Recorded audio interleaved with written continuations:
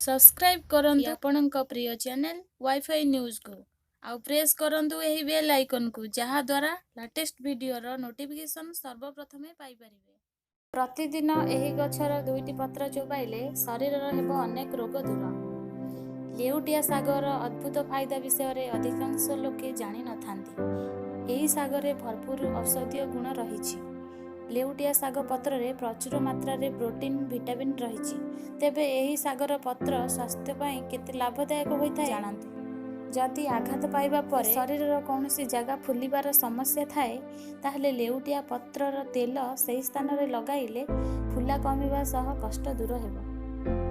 लेउटिया पत्र रे फिटोन्यूट्रिएंट्स नामक तत्व थाए जहा रक्तचाप कमाई थाए। एथिपाई रक्तचाप रोग रे आक्रांत थिबा लोके प्रतिदिन एही साग खाइबा जरूरी। एहा द्वारा शरीर को अनेक फायदा होई थाए। लेउटिया साग खाइले शरीर टॉक्सिन बाहरी थाए। एथिपाई लेउटिया साग तरकारी बा पत्र खाइबा उचित।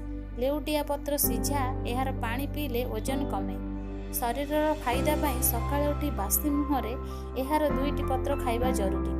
शरीररू विभिन्न प्रकार वर्ज्यवस्तु एहार दुईटी पत्र सेवन कले बाहरी थाए। रक्तचाप को नियंत्रण मध्य करिथाए।